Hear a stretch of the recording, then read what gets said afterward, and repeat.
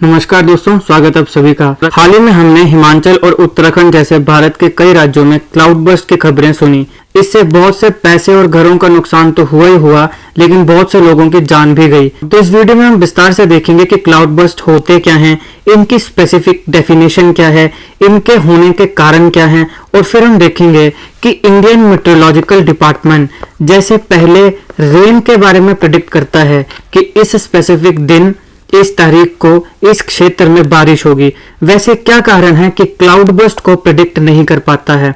तो इस वीडियो को आप अंत तक देखिएगा, काफी इन्फॉर्मेटिव वीडियो होने वाली है ये। और अगर आप चैनल पर नए हो तो सब्सक्राइब अवश्य कर लीजिएगा।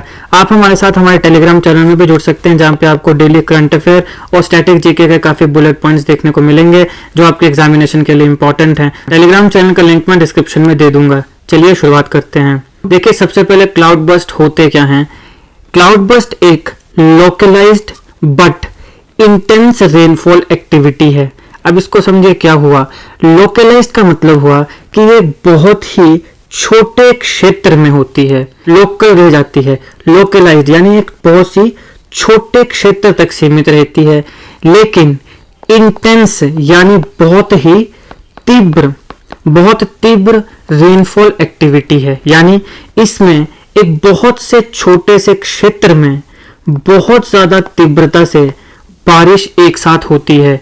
इसको हम कहते हैं क्लाउड बर्स्ट। क्योंकि ये बहुत ही स्मॉल ज्योग्राफिकल एरिया तक रहती है, काफी हैवी रेनफॉल होती है और काफी कम समय तक होती है, शॉर्ट स्पेल तक रहती है। इसकी वजह से ये काफी वाइड स्प्रेड डिस्ट्रक्शन करती है, स्पेशली हिली रीजन्स में यानी पहाड़ी क्षेत्रों में। क्लाउड बर्स्ट पहाड़ी क्षेत्रों का एक बहुत ही कॉमन फिनोमिना है। क्यों पहाड़ी क्षेत्रों में ये बहुत ज्यादा कॉमन है, इसको हम आगे विस्तार से देखेंगे। लेकिन हर वो इंस्टेंस जहां पे बहुत ही इंटेंस यानी तीव्र रेनफॉल हो रही है, उस हर इंस्टेंस को क्लाउड बर्स्ट नहीं कहा जाता है। Right, not all instances of very heavy rainfall however are cloud burst. तो इसलिए अब यहाँ पे बात आती है कि क्लाउड बर्स्ट कौन सी रेनफॉल को माना जाए, इसकी स्पेसिफिक डेफिनेशन क्या है। चलिए हम इसके स्पेसिफिक डेफिनेशन देखते हैं, काफी अच्छे से समझिएगा। देखिए, रेनफॉल ऑफ 10 सेंटीमीटर, ध्यान से इन आंकड़ों को देखिएगा। रेनफॉल ऑफ 10 सेंटीमीटर और मोर, यानी कि या तो 10 सेंटीमीटर तक की बारिश हो या फिर इससे ज्यादा, कितने समय के लिए, इन एन आवर यानी 1 घंटे के लिए। लेकिन ज्योग्राफिकल एरिया कितना हो, हमने बता दिया कितनी रेनफॉल होनी चाहिए, 10 सेंटीमीटर, कितने समय तक होनी चाहिए, 1 घंटे तक। लेकिन ज्योग्राफिकल एरिया मतलब वो जगह जहां पर बारिश होगी वो कितनी होगी, वो होगी 10 किलोमीटर बाय 10 किलोमीटर। ध्यान दीजिएगा, 10 किलोमीटर बाय 10 किलोमीटर का एक ज्योग्राफिकल एरिया है, वहां पे बारिश हुई 10 सेंटीमीटर तक की, कितने समय के लिए, 1 घंटे के लिए। तब हम कहेंगे कि भैया ये जो बारिश है ये क्या है, ये क्लाउड बर्स्ट इवेंट है। समझ गए। 10 सेंटीमीटर तक की rainfall for 1 hour in 10 kilometre by 10 kilometre area is classified as a cloud burst event. अब देखो, 10 किलोमीटर बाय 10 किलोमीटर का एरिया, रेनफॉल 10 सेंटीमीटर, लेकिन क्या हो कि उतने ही एरिया में रेनफॉल हुई 5 सेंटीमीटर की। लेकिन पिछले में हमने क्या देखा, 10 सेंटीमीटर, और कितने समय के लिए, 1 आवर के लिए। अगर रेनफॉल 5 सेंटीमीटर है लेकिन समय भी कम हो गया, फॉर हाफ एन आवर, आधे घंटे के लिए, तो उस इवेंट को भी क्या बोला जाएगा कि ये भी क्लाउड बर्स्ट इवेंट है। ये है इसकी स्पेसिफिक डेफिनेशन।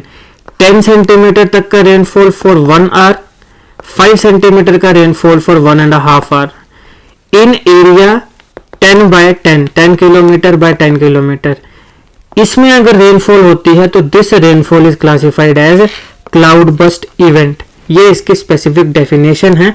अगर आपको क्वेश्चन आएगा तो इसी डेफिनेशन से आएगा, या तो प्री या मेंस में। अब हम बात करते हैं कि क्लाउड बर्स्ट कितने कॉमन हैं। देखिए, क्लाउड बर्स्ट बहुत ही कॉमन इवेंट है, खासकर मॉनसून के महीनों में, मॉनसून सीजन में, और मुख्यतः हिमालयन स्टेट्स में या हिमालयन रीजन में। अब हिमालयन स्टेट्स में क्यों ये इतना कॉमन है, इसके देखो 3 मुख्य कारण है। सबसे पहला आ गया लोकल टोपोलॉजी। पहाड़ी क्षेत्र में आपको पता है जगह थोड़ी ऊबड़ खाबड़ होती है, कहीं पे प्लेन्स हैं, कहीं पे पहाड़ हैं, राइट। तो टोपोलॉजी। दूसरा वहाँ का विंड सिस्टम, जिस प्रकार से विंड्स वहाँ पे चलती हैं, ये दूसरा कारण है। तीसरा कारण है टेम्परेचर ग्रेडियंट। ग्रेडियंट का मतलब होता है डिफरेंस। तो वहाँ पे जो लोअर और अपर एटमॉस्फेयर है वहाँ पे बहुत ज़्यादा टेम्परेचर ग्रेडियंट हमें देखने को मिलता है। तो इसकी वजह से ये जो इवेंट्स हैं ये वहाँ पे कॉमनली पाए जाते हैं, खासकर मॉनसून सीजन में। तो क्लाउड बर्स्ट हिमालयन स्टेट्स में कॉमन है। कारण 3 मैंने बताए, टोपोलॉजी, विंड सिस्टम और टेम्परेचर ग्रेडियंट। लोअर और अपर एटमॉस्फेयर में जो टेम्परेचर डिफरेंस हमें पाया जाएगा वो एक मुख्य कारण बनता है क्लाउड बर्स्ट इवेंट्स का हिमालयन स्टेट्स में। लेकिन जैसे मैंने आपको कहा कि सारे के सारे इंसिडेंट जहाँ पे बहुत इंटेंस रेनफॉल हो रही है उसे क्लाउड बर्स्ट नहीं कहा जा सकता, क्योंकि देखिए पहला कारण है कि ये जो इंसिडेंट हैं ये बहुत ही लोकलाइज्ड होते हैं, यानी एक बहुत ही छोटे एरिया तक सीमित होते हैं। दूसरी बात ये है कि ये जो बड़े स्मॉल एरियाज हैं और जो दुर्गम इलाके हैं, ठीक है, पहाड़ों में कई ऐसे आपको गांव मिलेंगे जो बहुत ही दूर दूर दुर्गम इलाकों में हैं, तो वहां पे रेनफॉल मेजरिंग इंस्ट्रूमेंट्स ही नहीं है। कैसे? जैसे मैंने बताया कि 10 सेंटीमीटर की रेनफॉल होगी 1 आवर के लिए, 5 सेंटीमीटर की रेनफॉल होगी हाफ एन आवर के लिए। अब ये जो हम कह रहे हैं कि जी 10 सेंटीमीटर की रेनफॉल होगी, 5 सेंटीमीटर की रेनफॉल होगी, तो इसको देखने के लिए कोई इंस्ट्रूमेंट तो चाहिए। हम कैसे पता लगाएं कि ये 10 सेंटीमीटर की है कि 5 सेंटीमीटर की? बारिश को वहां पे रुक थोड़ी न रही है, खासकर पहाड़ी क्षेत्र, तो ये पहाड़ है। अब यहाँ पे बारिश होगी, यहाँ रुकेगी क्या? नहीं रुकेगी, ये तो नीचे चल जाएगी। तो हमें कैसे पता चलेगा कि ये कितने सेंटीमीटर तक की हुई? इसको पता चलेगा क्योंकि हमने वहां पे इंस्ट्रूमेंट्स लगाए होंगे, इंस्ट्रूमेंट से पता चलेगा। लेकिन जो दूर दराज के इलाके हैं they are often devoid of rainfall measuring instruments, कि जो दूर दराज के इलाके हैं वहां पे इंस्ट्रूमेंट्स ही नहीं है, वहां पे इंस्ट्रूमेंट्स की कमी है। तो रेनफॉल को पता कैसे चले कि कितने सेंटीमीटर तक की हुई? तो इसलिए हम उसको बोलेंगे तो क्लाउड बर्स्ट हो सकता है, वहां क्लाउड बर्स्ट हुआ हो, लेकिन हमें पता ही नहीं क्योंकि हमारे पास कोई मेजरिंग इंस्ट्रूमेंट ही नहीं है। और दूसरा कारण ये है, जैसे मैंने बताया, कि इसका जो कंसिक्वेंस है वो वहां तक सीमित नहीं है। They are not confined to the small areas.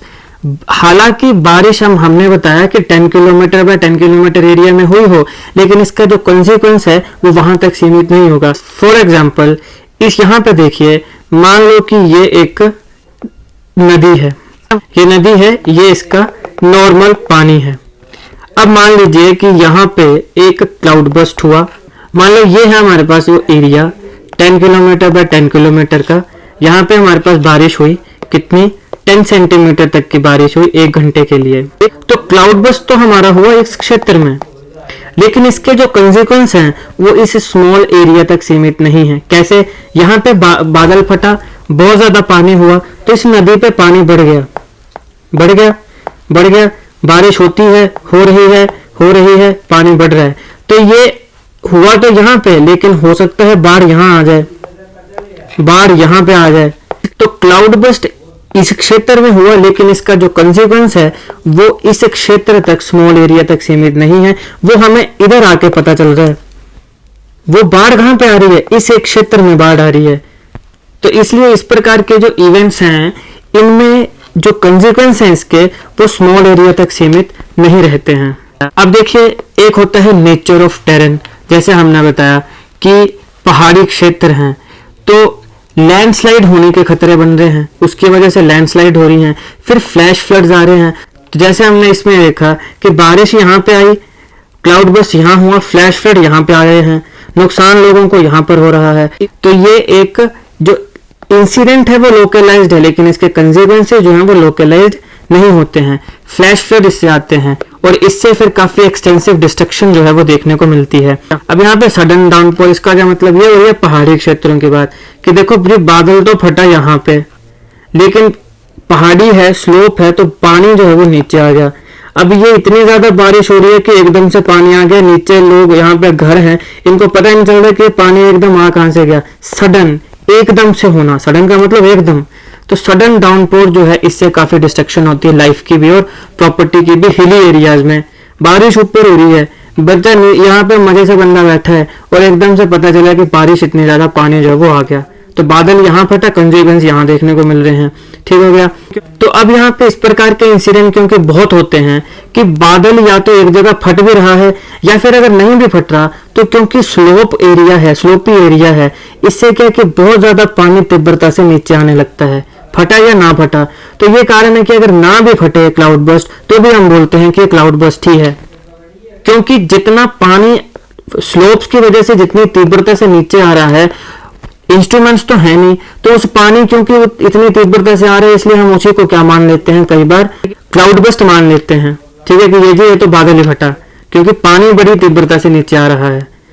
ठीक है, हो सकता है कि वो 10 किलोमीटर क्या, वो तो 2 किलोमीटर तक के एरिया में हो, 2 बाय 2 किलोमीटर के एरिया में हो, लेकिन इतनी तीव्र बारिश हो रही है कि पानी जो है वो बहुत ज्यादा नीचे आ रहा है, तो मान लिया जाता है कि क्लाउड बस्ट है, भले ही वो बाय डेफिनेशन क्लाउड बस्ट ना हो। और फिर कई बार ऐसा भी होता है कि कई जगह पे क्लाउड बस्ट होता भी है, लेकिन उसे भी रिकॉर्ड नहीं किया जाता है क्योंकि वो काफी रिमोट लोकेशंस में है। तो कई बार बाय डेफिनेशन क्लाउड बस्ट होता है जिसको रिकॉर्ड नहीं किया जाता है, कई बार क्लाउड बस्ट ना भी हो, लेकिन क्योंकि स्लोप्स की वजह से पानी इतनी तीव्रता से नीचे आ रहा है कि उसको हम क्लाउड बस्ट मान लेते हैं। अब हमने क्लाउड बर्स्ट के बारे में तो देख लिया, लेकिन हम ये देखेंगे कि इसको फोरकास्ट किया जा सकता है क्या, क्योंकि हमें पता है कि हमारे यहाँ पे इंडियन मेट्रोलॉजिकल डिपार्टमेंट है IMD, वो हमें पहले ही बता देती है कि जी इस क्षेत्र में इस तारीख को यहाँ पे बारिश होगी। फिर वो ये भी बता देती है कि बारिश कैसी होगी, लाइट होगी, हैवी होगी या वेरी हैवी होगी। ठीक है, तो क्या ये क्लाउड बर्स्ट को भी प्रेडिक्ट कर सकता है, फोरकास्ट कर सकता है? तो देखिए इसका जवाब है नहीं।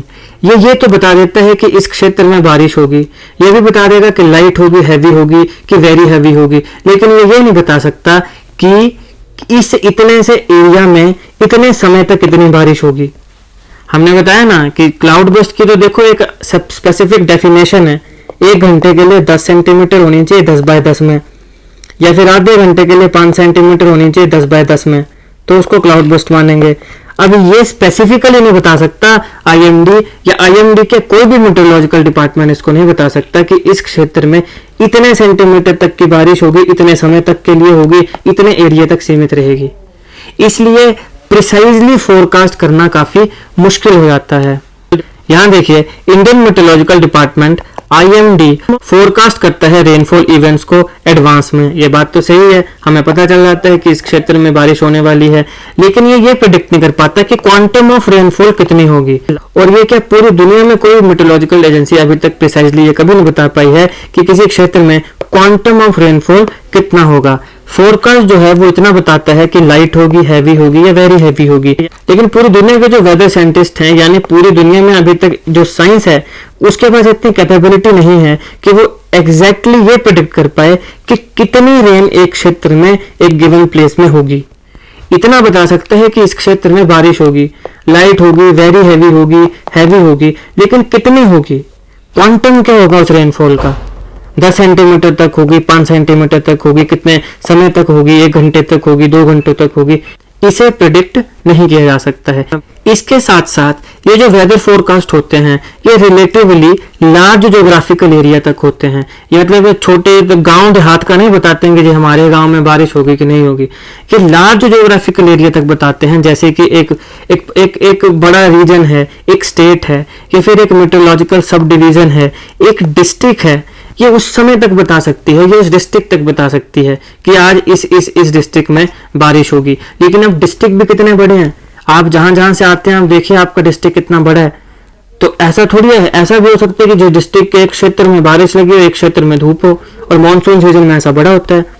तो ये जितना ज्यादा स्मॉलर एरियाज में जूम करने लगते हैं, देखने लगते हैं, इनके जो फोरकास्ट है वो और ज्यादा अनसर्टेन हो जाता है, यानी अनिश्चित हो जाता है।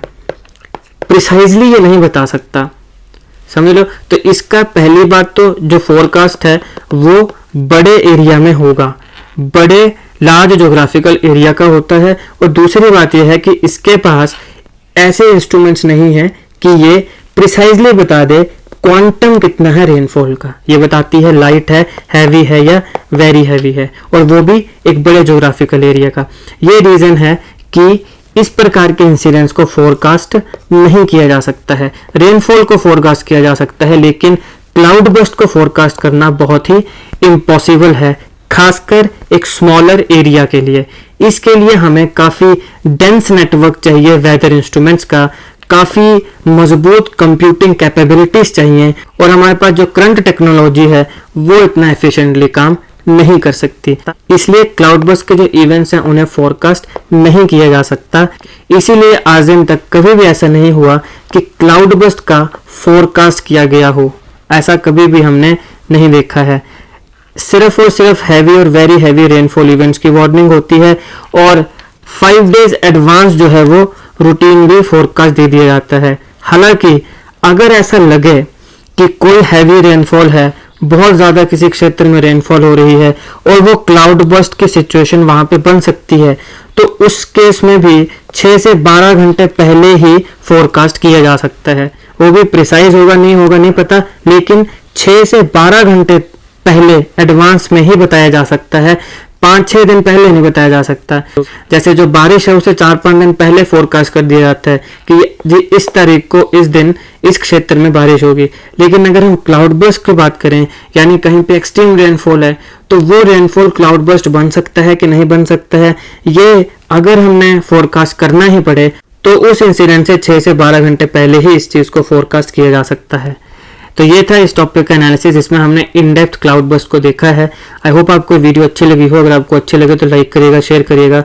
ऐसे ही के वीडियोस के लिए हमारा चैनल सब्सक्राइब करिएगा। Thank you for watching.